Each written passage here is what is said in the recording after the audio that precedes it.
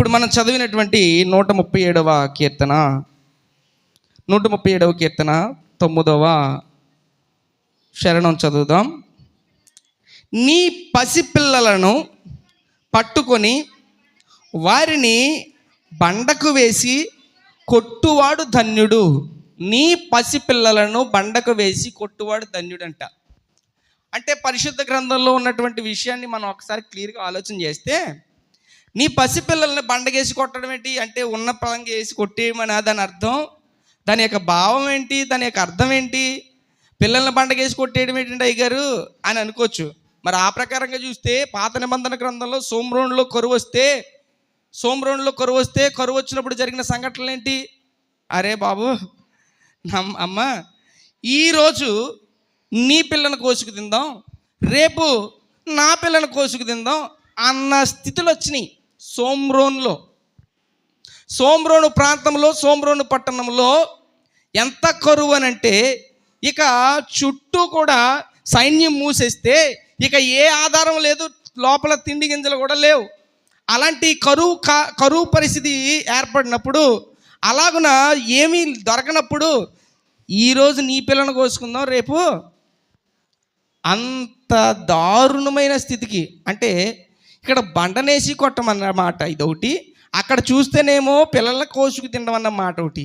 అసలు ఇవి వినడానికే చాలా భయంకరమైనటువంటి మాటలుగా ఉన్నాయి, రైట్. ఇవే భయంకరంగా మాటలుగా ఉన్నాయనంటే, గత 9వ తారీఖు నుండి 10వ తారీఖు నుండి హల్చల్ అయిపోతుంది న్యూస్. చాలా బేభత్సమైనటువంటి న్యూస్ వినబడుతుంది. వాట్సాప్, సెల్ ఫోన్లో చూస్తున్నారు, టీవీల్లో చూస్తున్నారు.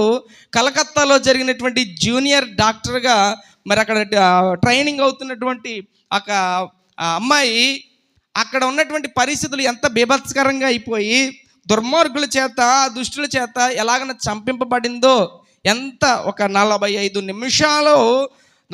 నిమిషాలు ఆమెను ఎంత భయంకరంగా చిత్రహింసలు చేసి చంపేశారో అనే విషయాన్ని మనం న్యూస్లో చూస్తున్నాం. ఇదే దాచుకుని చెప్పుకోకుండా పక్కనెట్టుకునేది కాదు, ప్రపంచమంతా హల్చలైపోతుంది ఇది. నిన్న కాకినాడ వెళ్తే, కాకినాడ రోడ్ల మీద మొత్తం మెడికల్ డిపార్ట్మెంట్ వాళ్ళు అందరూ కూడా, ఈ పక్కన ఇక్కడ మన తొసుపుడి ఈ ప్రాంతంలో, బనబందల పక్కల ఏరియాలో అన్ని చోట్ల కూడా అందరూ కూడా ఇవే నిరసన, ధరణ ఇవన్నీ చేయడం. అంటే ఎందుకు అని అంటే, ఎందుకు ఇలా జరుగుతున్నాయి? పిల్లల్నేమో బండగేసి కొట్టమంటున్నాడు. జరిగే పరిస్థితులు చూస్తుంటే ఎంత బీభత్సమైనటువంటి స్థితులు ఉన్నాయో, ఎంత భయంకరమైన స్థితిలో ఉన్నాయో. మామూలుగా ఉన్నాయంటే అసలు బండకేసి కొట్టమన్నటువంటి విషయాన్ని బట్టి మనం ముందుకు వెళదాం. బండ అంటే ఎవరో? మొదటి కొరింథీయుల పత్రిక, నేను ఎక్కువ సమయం ఏం చెప్పను, తక్కువ సమయమే. మొదటి కొరింథీయులకు రాసినటువంటి పత్రిక 10వ అధ్యాయము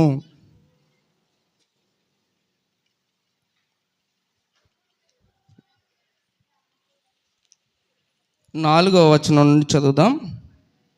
అందరూ ఆత్మ సంబంధమైన ఒకే పానీయమును పానము చేసిరి, ఏలయనగా తమ్మును వెంబడించిన ఆత్మ సంబంధమైన బండలోనిది త్రాగిరి, ఆ బండ క్రీస్తే. తమ్మును వెంబడించిన వారంట బండలోనిది తాగారంట, ఆ బండ క్రీస్తే. ఇప్పుడు ఈ పసిపిల్లలని దేనికేసి కొట్టమంటున్నాడు? బండకేసి కొట్టమంటున్నాడు. అంటే బండకేసి కొట్టడం అంటే దాని అర్థం ఏంటి? క్రీస్తుకు ఏమవ్వాలి? అంటబడే వారిగా ఉండాలి, క్రీస్తుకు అంటించాలి. అంటే క్రీస్తు సంబంధమైనటువంటి బిడ్డలుగా వారు పెంచబడాలి. మూర్ఖత్వము, కామతత్వము, ఆలోచనలు మారిపోయేటువంటి కఠినతత్వము, ఇవన్నీ కూడా ఎవడికి వస్తాయంటే క్రీస్తు సంబంధమైనటువంటి వాడికి కాదు, లోక సంబంధమైన వాడికి కూడా వస్తాయి. ఇంకా క్లియర్గా చెప్పాలనంటే, ఇంకా క్లియర్గా చెప్తున్నాను వినండి. మనం ఏ ప్రాంతానికి సంబంధించిన వాళ్ళని చెప్పండి? పరలోక పట్టణకు సంబంధమైనటువంటి వారము, అవునా కదా? అందరు ఇక్కడే జాగ్రత్తగా వినాలి.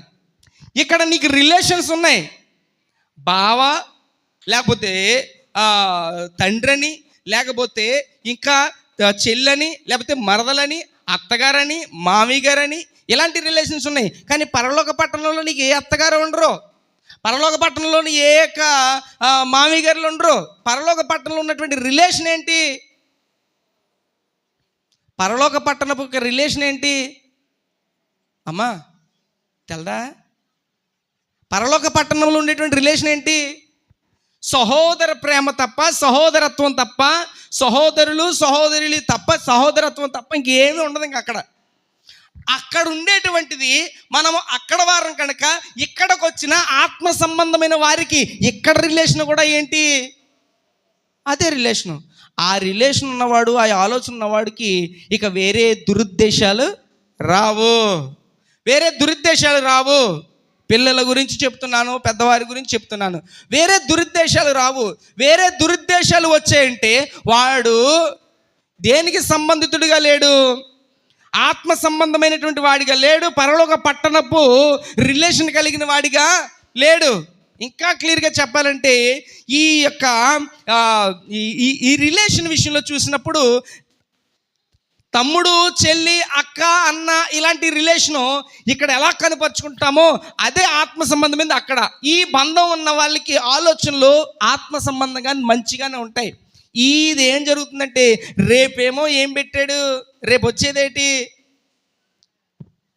రేపు కార్యక్రమం ఏంటమ్మా, రాఖీ ఏటమ్మా, రేపు రాఖీ, రేపు వచ్చేది రాఖీ. ఇప్పుడు చెల్లెళ్ళు అందరూ వెళ్ళి అన్నయ్యలకి, తమ్ముళ్ళకి, వీళ్ళందరికీ కూడా ఏం చేస్తారంటే రాఖీలు కడతారు. రాఖీలు కట్టేస్తారు. జాగ్రత్తగా వినండి. రాఖీలో ఉందా ఏమైనాని అంటే, రాఖీ ఎందుకంటే ఒరే అన్నయ్య నాకు ప్రొటెక్షన్ నువ్వేరా, ఒరే అన్నయ్య ఒరే తమ్ముడు నాకు ప్రొటెక్షన్ నీవే, ఎందుకంటే భూలోకం ఎలాగుంది, భూమి మీద ఉన్న మనుషులు ఎలాగున్నారు, మాకు ప్రొటెక్షన్ మీరేరా అని అర్థం. అయితే ఒక మాట, ఎన్ని రాఖీలు కట్టినా సరే రాఖీ కంటే అసలైన దానికి వేసి కొట్టమన్నాడు. ఏంటి? బండకి వేసి కొట్టమన్నాడు. బండ అంటే ఏంటి? క్రీస్తు. ఆ బండని ఇంగ్లీష్లో ఏమన్నారు? బండని ఇంగ్లీష్లో ఏమంటారు? రాక్. ఆమెను చెప్పండి. రాక్. రాక్ అనగా బండ. రాక్, రాక్ అనగా బండ. ఈ బండే క్రీస్తు. Rock was Christ. క్రీస్తు, బండే క్రీస్తు అని మాట ఇక్కడ మనం చదివాము. అది ఇంగ్లీష్ వర్డ్స్లో చదివితే ద రాక్ వాజ్ క్రైస్ట్ అని ఉంటుంది. అనగా రాఖీ కాదు, రాక్ అనే క్రీస్తు అని బండకు కొట్టబడితేనంట రాఖీలు కట్టవలసిన పని లేదు. మనసు బాగుంటుంది, ఆలోచనలు బాగుంటాయి. నీ యొక్క పసిపిల్లలు చిన్నప్పటి నుంచి నీ పిల్లల్ని బండకేసి కొట్టమని వాక్యంలో తెలియపరచబడుతుంది. అంటే వారి ఆలోచనలు మారవు, ఇంకా వారి తలంపులు మారవు. ఎందుకో తెలుసా? ఇప్పుడు రాఖీ కట్టినంత మాత్రాన దురుద్దేశాలు మారుతున్నాయంటే దురుద్దేశాలు మారట్లేదు. రాఖీ కడితే మారిపోదండి, రాఖీ కడితే ప్రొటెక్షన్ వచ్చేదండి. మనుషుల యొక్క మనసులు మారగలగాలి. ఆ మారగలిగినటువంటి మనసు రాక్ అన్నటువంటి బండకు, ఆ యొక్క క్రీస్తును బండకు కొట్టబడి క్రీస్తులో ఎదగబడితేనే తప్ప మనుషులు మారరు. మనుషులు మారరు. మార్పు చెందబడాలి అనంటే, మార్పు రావాలి అనంటే క్రీస్తు సంబంధితులుగా ఉండగలగాలి. మరి ఆ రాక్ అనబడినటువంటి, ఆ బండ అనబడినటువంటి ఈ క్రీస్తు భూలోకంలో పాపాన్ని అంటించుకోలేదు, పాప సంబంధుడిగా తిరగలేదు. ఆయన పరిశుద్ధుడిగా ఉన్నాడు, పరిశుద్ధుడిగానే వెళ్ళాడు, మళ్ళీ పరిశుద్ధుడిగానే రాబోతున్నాడు. ఆయన వారు ఎత్తబడతారు. ఎందుకు ఈ మాటను తెలియజేస్తున్నాను? ఇక్కడ పేతురుతో ఒక మాట మాట్లాడుతున్న మాట మత్తయి సువార్త 18వ అధ్యాయము 16వ అధ్యాయము మత్తయి సువార్త 16వ అధ్యాయము 18వ వచనం చదవండి. మరియు నీవు పేతురువు, ఈ బండ మీద నా సంఘమును కట్టుదును, పాతాళలోక ద్వారములు దాని ఎదుట నిలువ నేలవరి నీతో చెప్పుచున్నాను. మరియు నీవు పేతురువు, ఈ బండ మీద నా సంఘమును కట్టుదును. ఇక్కడ రెండో మాట, ఇక్కడ బండ క్రీస్తు అని అన్నాడు కదా, ఇక్కడ బండ క్రీస్తు. అయితే క్రీస్తు సంబంధితులైన వారందరూ కూడా, క్రీస్తు సంబంధులు అనబడిన వారు కూడా ఎలా తయారైపోతారు? బండ అనబడిన క్రీస్తు వలె మార్పు చెందగలుగుతారు. అందుకునే పేతురుతో అంటున్నాడు, మరియు నువ్వు పేతురువు. అందుకనే కింద చూడండి ఫుట్ నోట్లో, పేతురు అను శబ్దము కూడా రాయి అని అర్థం. ఇప్పుడు ఏంటంట, నా సంఘమును కడుతున్నాను, నా సంఘమును కడుతున్నాను. ఇక్కడ ఉన్న వారందరూ కూడా ఇప్పుడు ఏమన్నాలో తెలుసా? మీరందరినీ ఏమన్నాలో తెలుసా? మీరందరూ కూడా ఏమనాలి? క్రీస్తు సంబంధులైతే క్రీస్తు అను బండ కనుక మనము కూడా ఏమనాలి? ఇప్పుడు రాక్స్. మనము కూడా హృదయము రాతిగా కాదు, ఆత్మ సంబంధమైనటువంటిది. అందుకనే రాతి మీద కట్టబడినటువంటి ఇల్లు ఏమవుతుందట? కూలిపోదట. రాతి మీద కట్టబడిన, బండ మీద కట్టబడిన ఇల్లు కూలదో. ఇసుక మీద కట్టబడింది ఏమైపోతుంది? కూలిపోతుంది. వాన వచ్చెను, వరద వచ్చెను, గాలి వీచెను, ఇసుక మీద కట్టబడిన అన్నీ కూలిపోతాయి, కానీ రాతి మీద, బండ మీద కట్టబడిన అదేది కూడా కూలిపోదు. ఇప్పుడు నువ్వు బండ మీద కట్టబడినటువంటి వానిగా ఉన్నావంటే నువ్వేమైపోవో? పడిపోవో. నీ మనసు వేరేగా ఉంటుంది, నీ ఆలోచన వేరేగా ఉంటుంది, నీ పద్ధతి వేరేగా ఉంటుంది. అందుకనే పిల్లలను దేనికి వేసి కొట్టమంటాడంటే బండకేసి కొట్టమంటున్నాడు. బండకేసి కొట్టమంటే బాధేమని అక్కడ కాదు, అక్కడ దాని అర్థం నువ్వు క్రీస్తులో బిడ్డలను పెంచగలగాలి అని, దేవుని సన్నిధిలో పెంచగలగాలి అని దాని అర్థం. నేను ఒక మాట చెప్తున్నాను, తప్పిపోయిన కుమారుడు గురించి మాట్లాడినటువంటి విషయం అందరికీ తెలిసింది కదా. తప్పిపోయిన అని రాయబడుతుంది, కానీ తప్పించుకుని పోయాడు ఇంట్లోంచి అనే విషయాన్ని నేను చాలాసార్లు చెప్తున్నాను. తప్పించుకుని వెళ్ళిపోయాడు, కానీ ఆస్తిలో నాకు వచ్చి భాగాన్ని ఇచ్చే అని అన్నప్పుడు తండ్రికి బాధ లేదా? తండ్రికి బాధ ఉంది కదా. వినండి. తండ్రి ఇంటి నుండి వెళ్ళిపోయిన వాడు అంటే తండ్రి యొక్క, లేకపోతే కుటుంబం యొక్క, తల్లిదండ్రుల యొక్క వారి కష్టపడి పెంచుతున్నటువంటి విధానాన్ని కూడా మర్చిపోయి, ఆ ఆలోచన మారిపోయి, ఆ తలంపులు మారిపోయి, లోక సంబంధమైనటువంటి ఆ విధిలోనికి వెళ్ళిపోయి క్రీస్తు నుండి వేరైపోయినట్లుగా తండ్రి యొద్ద నుండి ఈ కుమారుడు ఏమైపోయాడట? వేరైపోయాడు. వెళ్ళిపోయిన రోజు నుంచి తండ్రికి బాధ లేదా? తండ్రికి ఇది ఉపమానమే. ఉపమానాన్ని కూడా నేను చెప్తున్నానంటే చెప్పింది యేసుక్రీస్తు ప్రభువారే ఇది. అయితే ఆ ఉపమానంలో కూడా తండ్రికి బాధ లేదా అనే మాట నేను ఎందుకు నొక్కి చెప్తున్నానంటే, కుమారుడు వస్తుండగా చూసి పరిగెత్తుకుని వెళ్ళాడంటే ఎంత గుండెల్లో ఉన్నదో, ఎంత బాధ ఉన్నదో, ఎలాగున కుమారుడు గురించి ఆలోచన కలిగి ఉన్నాడో ఒక్కసారి ఆలోచన చేయండి. ఎక్కడి నుంచి వెళ్ళిపోయాడు ఇక కుమారుడు? రాక్ నుండి వెళ్ళిపోయాడు. నేను పోలిక చెప్తున్నాను. తండ్రి యొద్ద నుంచి వెళ్ళిపోయిన వాడు, రాక్ నుండి వెళ్ళిపోయిన వాడుగా వెళ్ళిపోయినవాడు ఏమన్నా మామూలుగా అయిపోయాడా? చివరికి పందులు తినే పొట్టును ఆశ్రయించి వాడిగా మారిపోయాడు. పందులు తినే పొట్టును ఆశ్రయించి వాడిగా మారిపోయాడు. ఆగండి, నా ముఖ్యమైన అంశం ఏంటంటే, అక్కడ ఎవడో పట్టించుకోలేదు, అక్కడ ఎవడో చూడలేదు, ఎవరు కూడా ఆ పందులు తినే పొట్టును కూడా తినడానికి ఆశపడినప్పుడు అది కూడా ఇవ్వలేదు. అక్కడి నుంచి రాఖీ కట్టిన సెల్ అనేది లేదు, అక్కడ కూడా పార్టీ చేసుకునే మందుగడు లేడు, అక్కడ పక్కన అందించేవాడు ఆడెవడో లేడు, అక్కడ ఆడు తిరిగి సరాసరి అడుగో పలానా టైంలో నా ఫ్రెండ్ సహాయం చేశాడు అన్నవాడు లేడు, ఆడు కూడా గుర్తు రాలేదు. ఎవరికైనా నేను చెప్తున్నాను, రాక్ నుంచి వెళ్ళిపోయిన తర్వాత, ఆడి దరిద్రమైన పరిస్థితిలోకి వెళ్ళిపోయిన తర్వాత వాడికి ఎవరు గుర్తొచ్చారు? నేను చెప్పే అంశం, వాడికి ఎవడు గుర్తొచ్చాడు? ఒక్క తండ్రి ఒక్కడే గుర్తొచ్చాడు. రాక్ తండ్రి ఒక్కటే గుర్తొచ్చాడు, మధ్యలో ఎవరూ లేరు. మాసిపోయిన బట్టలతోటి, కంపు కొడుతున్న కంపుతోటి, ఏది ఆ యొక్క దరిద్రమైన దీనస్థితిలోకి వెళ్ళిపోయినటువంటి కంపుతోటి, చివరికి దిక్కు మొక్కు కుటుంబమే. మళ్ళీ చెప్తున్నాను, ఎంతమంది బయట స్నేహితులు తగలేసేస్తారు, తీసుకెళ్ళిపోతారు, కానీ మళ్ళీ తిరిగి చేర్చబడేది, ఆశ్రయం అనేది కొంపే తప్ప ఏమీ లేదు. తమ్ముళ్ళైన వారు, చెల్లెళ్ళైన వారు చాలా జాగ్రత్తగా ఆలకించండి. రాక్ నుండి దూరం అయిపోయిన స్థితిని గురించి చెప్తున్నాను, మళ్ళీ రాక్కి ఎలా చేరాలన్నటువంటి విషయం చెప్తున్నాను. చివరి దశకి వెళ్ళిపోయిన తర్వాత మళ్ళీ తిరిగి జ్ఞాపకం వచ్చింది, తండ్రే జ్ఞాపకం వచ్చాడు. ఒక్క విషయం చెప్తున్నాను, అంత దరిద్రమైన స్థితిలోకి వెళ్ళిపోయి తిరిగి వస్తున్నప్పుడు లోపల ప్రేమ ఉంది కనుక కంపుతో సహా కౌగిలించుకున్నాడు. అది తండ్రి ప్రేమ, అది తల్లిదండ్రులకు ఉండేటువంటి ప్రేమ అనే విషయాన్ని వాక్యం ద్వారా తెలియజేస్తున్నాను. ఇందులో రాఖీ కట్టినంత మాత్రాన మార్పులు రావు. రాక్ కేసు కొడితే, క్రీస్తు అను బండ కేసు కొడితే మార్పులు వస్తాయి. దేవునికి స్తోత్రం కలుగును గాక. హల్లెలూయా. చాలా అద్భుతం.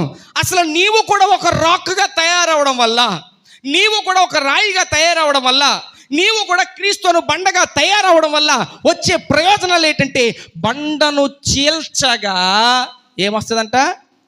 నీరు వస్తుందట. బండను చీల్చగా ఆయన పాత నిబంధన గ్రంథంలో ఇశ్రాయేలు పట్ల చేసినటువంటి గొప్ప కార్యం ఏంటంటే, బండను కొట్టగా ఏమైంది?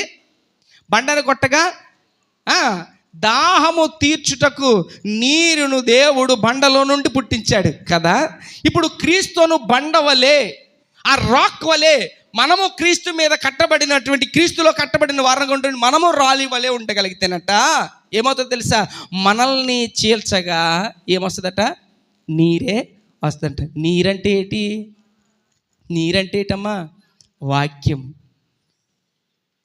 అంటే వాక్యము ద్వారా పెంచబడుతూ క్రీస్తు సంబంధమైన వాడిగా ఉండగలిగినటువంటి మనసు నీకును నీ పిల్లలకు ఉండగలిగితేనట ఎలాంటివి కూడా, ఏ ఆలోచనలు కూడా, లోక సంబంధమైనది ఏది కూడా నీ దరిదాపులకే రాదు. దేవునికి స్తోత్రం కలుగును గాక. హల్లెలూయా. అది మానేసి ఎలాగుందంటే పరిస్థితి, లోకంలో చూడండి, అక్కడ ఏదో జరిగిన దాని గురించి చెప్పుకుంటున్నాం, అక్కడ జరిగిన దానికోసం అబ్బో బాబోయ్ అని మనం బాధపడుతున్నాం. అంత భయంకరమైన స్థితుల గురించి అక్కడికక్కడికో పోనవసరం లేదు. వాళ్ళకే కాదు, ఇలాంటివి జరిగిన ఎన్నో సందర్భాలు మన న్యూస్లో ఉన్నాయి. ఇలాంటివి జరిగిన ఎన్నో సంబంధాలు, ఎన్నో న్యూస్లు మన యొక్క విన్నాం కూడా. అంటే ఇవి ఎందుకు చెప్తున్నానంటే, మందిరములో దేవుని యొక్క బలిపీఠము ముందు దేవుని సన్నిధిలో ఎదిగినటువంటి కుమార్తె, ఎదిగిన కుమారుడు, క్రీస్తును బండ మీద కట్టబడిన సంఘముగా వారు ఎదిగిన వారు, బండ మీద కట్టబడినటువంటి ఇల్లుగా, గృహముగా మార్చబడిన వారు బండగా సిద్ధపడితే వారిని కొట్టగా వాక్యమే వస్తుంది తప్ప ఏ లోక సంబంధమైన దుర్మార్గ సంబంధమైన ఆలోచనలు రావో.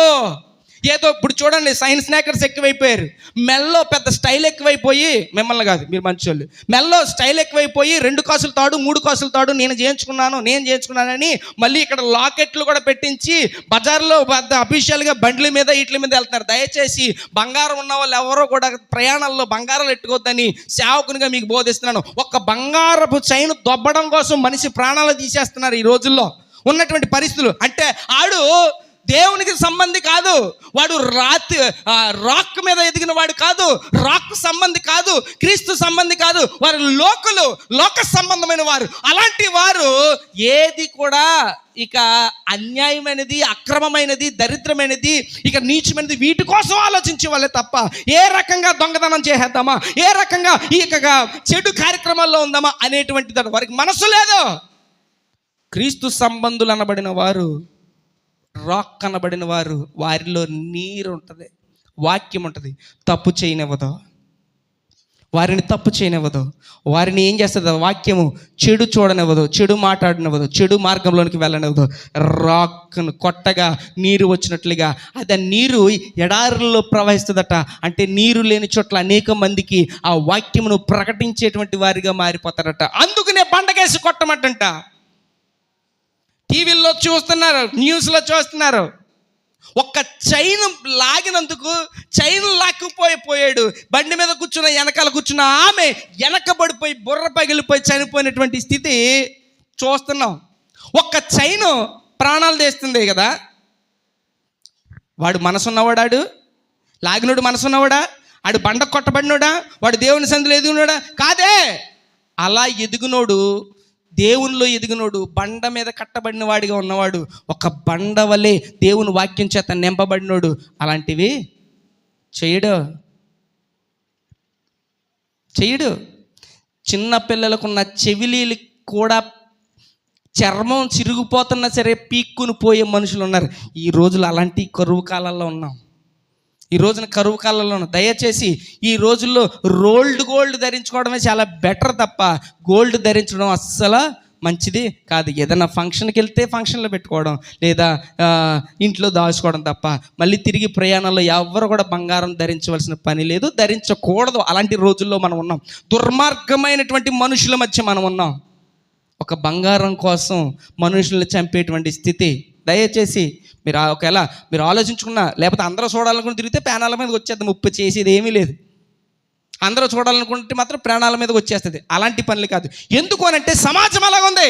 బండ మీద కట్టబడిన వారిగా లేరు, రాక్ అనేటువంటి గారు లేరు, కానీ రాఖీలు కట్టించుకున్న వారిగానే ఉన్నారు. రాఖీలు కట్టే రాఖీ కట్టినంత మనసు మారిపోతుందా అండి? రాఖీ కట్టేసినంత మాత్రాన మనసు మారిపోతుందా? లేకపోతే తర్వాత ఏంటంటే మళ్ళీ దీవించు అన్నయ్యా, కాలుకి నీకు దండం పెడతాను అన్నయ్యా, అక్షింతలు వేసే అన్నయ్యా. ఇదొక పెద్ద బేరం. గంట పోయిన తర్వాత ఇద్దరికి గొడవ వచ్చిందంటే మామూలు తిట్టుకోరండి. అబ్బబ్బబ్బబ్బబ్బ, సంవత్సరంలో ఆ ఒక్క పూట ప్రేమ వచ్చేస్తుంది. తర్వాత నుంచి మళ్ళీ అన్ని గొడవలే. అందులో రాదు. అవసరమైతే తమ్ముడు నువ్వు వెళ్ళరా,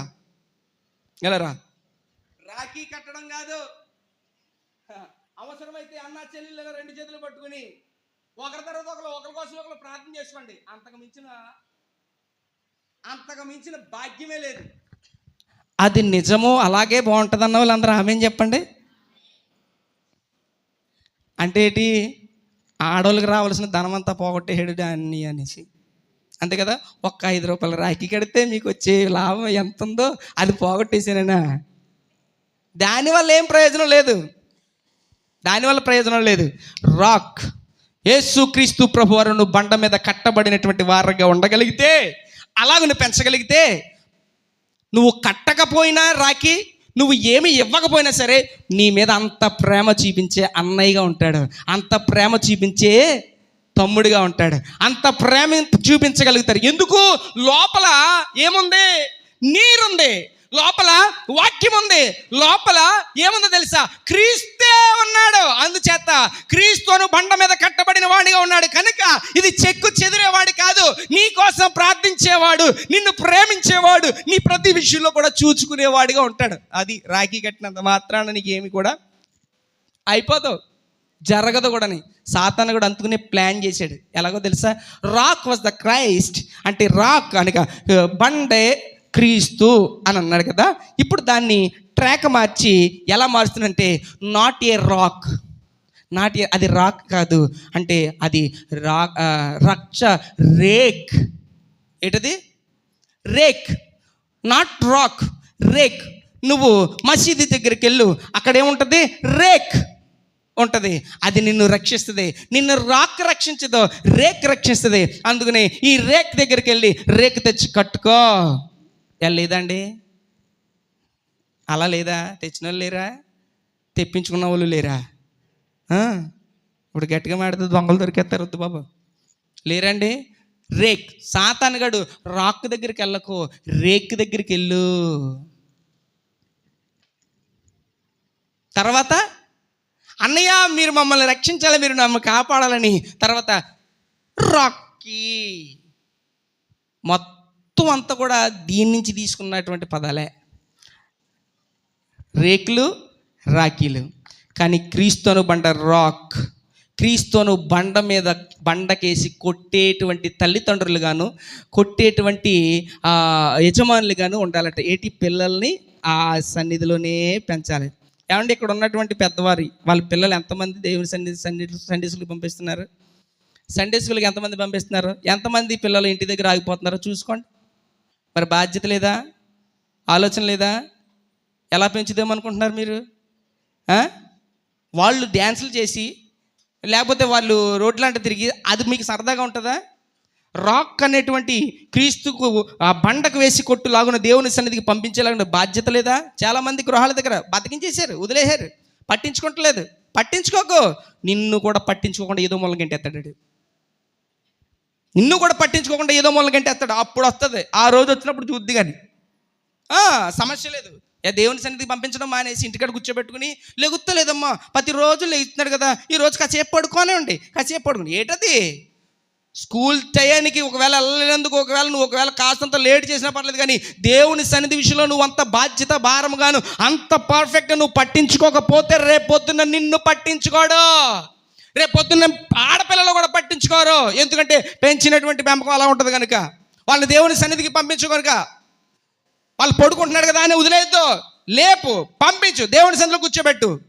స్కూల్లోకి తీసుకెళ్ళినప్పుడు కూడా అలా చేయరా మీరు? స్కూల్లో తీసుకెళ్ళినప్పుడు కొట్టి మరీ తీసుకెళ్ళి ఏదో రకంగానే తీసుకెళ్ళి కూర్చోబెట్టేవారు. ఇప్పుడు అఫీషియల్గా మరి వ్యాన్లు, ఆటోలు ఇవన్నీ మన ఇంటి వరకు వస్తున్నాయి కదా, ఇబ్బంది లేదు, వెళ్ళగలుగుతున్నారు. ఆటో అంటే పెద్ద మోజుగా ఎక్కేసి వెళ్ళిపోతున్నారు కనుక సరిపోతుంది. లేకపోతే స్కూల్ దగ్గరికి వెళ్ళడానికి అప్పట్లో ఇద్దరు స్కూల్ నుంచి 3-4 వచ్చి కాళ్ళు చేతులు పట్టుకుని మోసుకెళ్ళిపోయే రోజులు లేవండి. జ్ఞాపం చేసుకోండి, ఉన్నాయి కదా ఆ రోజులు ఉన్నాయి. తీసుకెళ్ళి అందులో కూర్చోబెట్టేవారు. ఎందుకు?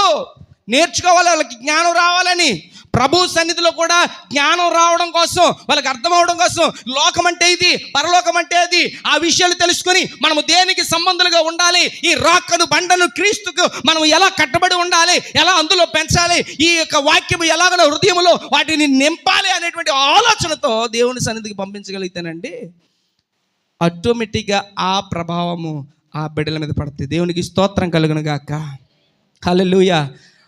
చాలామంది గృహాల దగ్గర ఉన్నారు బాప్తిసం తీసుకున్న వాళ్ళు. మరి వారిని సోమరులు అనాలో, లేకపోతే వాళ్ళ బద్ధకొస్తులు అనాలో, వారిని మరి ఏదో దేవునికి ఉపయోగపడనటువంటి వారిగా అనాలో, లోపల పుట్టాలి. యవనస్తులు ఉన్నారు.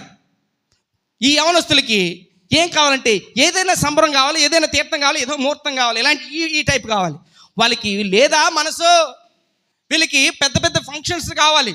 దేవుని సన్నిధి విషయంలో ఈ బండను క్రీస్తుకు కొట్టబడిన వారుగా లేకపోతే, తీయండి, మత్తయి సువార్తలోనే ఉంది. మత్తయి సువార్త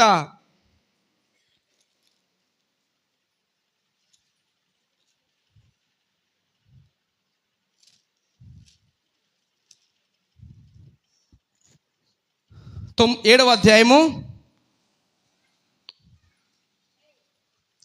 24వ వచనం చదవండి. కాబట్టి ఈ నా మాటలు విని వాటి చొప్పున చేయు ప్రతివాడును బండ మీద తన ఇల్లు కట్టుకొనిన బుద్ధిమంతుని పోలి ఉండెను. ఆగండి. ఈ నా మాటలు విని వాటి చొప్పున చేయు ప్రతివాడు అన్నాడు. వాటి చొప్పున చేసే ప్రతివాడునంట బండ మీద కట్టబడినటువంటి ఇల్లులాగా తయారైపోతాడట. అదే మాటకి కొంచెం కిందకి వెళ్ళండి. వాన కురిసిన వరదలు వచ్చను, ఆ కిందకు వచ్చేయండి. 26వ వచనం. మరియు ఈ నా మాటలు విని వాటి చొప్పున చేయని ప్రతివాడు ఇసుక మీద తన ఇల్లు కట్టుకొనిన బుద్ధిహీనుని పోలి ఉండును. చేసేవాడేమో బండకి సంబంధి అవుతాడు, బండ మీద కట్టబడిన వాడు అవుతాడు. విని వాటి ప్రకారంగా చెయ్యని వాడు ఇసుక మీద కట్టబడిన గృహంగా, అంటే వానొచ్చినా వరదొచ్చినా ఇది ఏ టైప్ అంటే జారిపోయే రకం. ఏమైపోతుందంటే కొట్టుకుపోతుంది. మీ బిడ్డల భవిష్యత్తు కానీ, నీ భవిష్యత్తు కానీ, నీ పిల్లల భవిష్యత్తు కానీ నువ్వు చూస్తుండగా వారి యొక్క స్థితిగతులు బాగుండాలని నువ్వు కోరుకుంటే కనుక మాత్రం నీ పిల్లలని బండకేసి కొట్టినట్లుగా దైవ సన్నిధిలో క్రీస్తు సంబంధులుగా పెరగడానికి నీవు దేవుని సన్నిధికి తిట్టినా, వాళ్ళు ఒకవేళ ఏ రకంగా విసుక్కున్న ఏ రకంగానే సరే వారిని తీసుకొచ్చి కూర్చోబెట్టే బాధ్యత నీది. తర్వాత ఆయన చూసుకుంటాడు. వారి మనసులు ఎలాగ తిప్పాలో ఆయన చూసుకుంటాడు. లేదా నువ్వు పట్టించుకోలేదా, నువ్వు వదిలేసావా, తర్వాత నిన్ను ఎలా వదిలేస్తాడో నీ భవిష్యత్తులో, నీ ఫ్యూచర్లో నువ్వే చూస్తావు. ఆడెవడో ఆ కలకత్తాలో చేసిన వాడితో ఉన్నటువంటి ఆ టీం అంతా కూడా వారిలో కాస్తంత వాక్యం అనే మాట కానీ, వారిలో ఒక మానవత్వం కానీ, వారిలో ఉన్నటువంటి కాస్త మంచితనం కానీ ఏమైనా ఉందా? ఉన్నవాడు అలా చేస్తాడా? ఆ మంచితనం ఆడిలో పుట్టలేదంటే ఆడు ఎంత కఠినాత్ముడు, మూర్ఖుడి కింద ఉన్నాడో. నా యేసయ్య మీద ముఖం మీద ఉమ్మేస్తే కూడా ఉమ్మును తుడుచుకున్నాడు తప్ప తిరిగి. అంటే ప్రేమామయుడు అనేటువంటి యేసుక్రీస్తు ప్రభువారు ఆ బండకేసి కొడితే ప్రేమ కలిగిన వారిగా మారిపోతారు. దేవునికి స్తోత్రం. నీ బిడ్డలో నీవు కూడా ప్రేమ కలిగిన వారిగా మారిపోతావు. కఠినమైన మనసు రాదు, దుర్మార్గమైన మనసు రాదు, నీచమైన మనసు రాదు.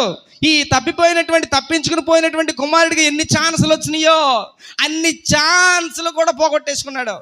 పోని డబ్బులు పోయాయి, ఆ ధనము పోయింది, ఆ కరువు కాలం వచ్చింది, ఆ పందులు తినే అక్కడికి కూడా పోయాడు. అన్ని ఛాన్సులు 1 by 1 వచ్చినా సరే అక్కడ కూడా జ్ఞాపకం లేదు. చివరికి ఎవడో లేడు, దిక్కు మొక్కు లేకుండా అయిపోతే అప్పుడు జ్ఞాపకం వచ్చాడు తండ్రి. దిక్కు మొక్కు లేకపోతే అప్పుడు జ్ఞాపకం వచ్చాడు. కలిగి ఉన్నంతసేపుని, ఆరోగ్యం ఉన్నంతసేపుని, ధనం ఉన్నంతసేపు, లేకపోతే ఏదో చిన్న చాయిస్ అవకాశం ఉన్నంతసేపు కూడా ఎవరి జ్ఞాపకం రారండి, ఎవరి జ్ఞాపకం రారు. అన్నీ పోయిన తర్వాత చివరికి ఏ దారి దొరకకపోతే ఇంకా లైఫ్ అయిపోతుంది, ఇక్కడతో నా ప్రాణం పోతుంది ఇంకా అనుకున్నప్పుడే జ్ఞాపకం వస్తుందట. ఈ మధ్యాహ్న కాల సమయంలో మీకు బోధించేటువంటి ఈ మాట ఏంటో తెలుసా? రాక్కను క్రీస్తును బండకు కొట్టగలిగేటువంటి తల్లిదండ్రులుగా మీరు ఉండాలి. కొట్టబడిన బిడ్డలుగా పిల్లలు ఉండగలగాలి. అలాంటి కుటుంబముగా, క్రీస్తును బండ మీద కట్టబడిన గృహముగా నీ యొక్క ఆత్మీయ జీవితము, నీ కుటుంబము ఉండగలిగితే ఏం వచ్చినా సరే వనకదో జనకదో స్థిరముగా నిలబడగలుగుతావు. రేకు కానీ లేకపోతే ఈ రాక్కి కానీ దేని విషయాలు కూడా చూడక్కర్లేదు. ప్రొటెక్షన్ అనేది రాక్ అని క్రీస్తు ప్రభు వారే మనకు ప్రొటెక్షన్గా ఉండగలుగుతారు. దేవునికి స్తోత్రం, హల్లెలూయా. ఇంత చక్కని మాటలు వింటున్నటువంటి మీరు మీ కుటుంబాల కోసం, మీ బిడ్డల కోసం, మీ యొక్క యజమానుల కోసం, మీ యజమానురాల కోసం వీరన్ని విషయాలు ఆలోచించి క్రీస్తును బండకు ఏమవ్వాలట? క్రీస్తును బండకి ఏమవ్వాలంట? ప్రతి ఒక్క బిడ్డలను కొట్టగలిగిన వారముగా, ఆ బండ మీద కట్టబడిన కుటుంబాలుగా, ప్రార్థించేటువంటి తల్లులుగా, ప్రార్థించేటువంటి పిల్లలుగా, యజమానులుగా అందరూ కూడా ఆ క్రీస్తును బండ మీద పెంచగలిగితే, పెరగగలిగితే కదలనే కదలదు. ఎంత దుర్మార్గమైన న్యూస్లు మనం వింటున్నామో, కానీ మన ప్రాంతంలో ఇంకా దేవుడు ఒక మంచి కృప, మంచి మనసును పెట్టాడు కనుక అలాగనే దైవ సన్నిధిలో పెరుగుదాం, అలాగనే నిలబడదాం, అలాగే నూతన పరచబడదాం.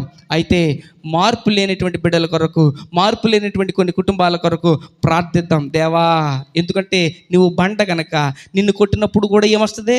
నీరే, వాక్యం వస్తుంది కనుక నీవు వారి కొరకు ప్రార్థించేటువంటి వారిగా ఉండాలి. నీ బిడ్డల కోసం, నీ తల్లిదండ్రుల కోసం, లేకపోతే నీ తోటి వారి కోసం నువ్వు ప్రార్థించేటువంటి కుటుంబంగా నువ్వు ఉండగలిగితే నిన్ను, నీ కుటుంబాన్ని దేవుడు మరి ముఖ్యంగా ఆశీర్వదించునుగాక. గట్టిగా చెప్పండి ఆమేన్. చిన్న ప్రార్థన చేసుకుందాం. దైవజనులు వచ్చున్నారు, ప్రార్థన చేసుకుందాం.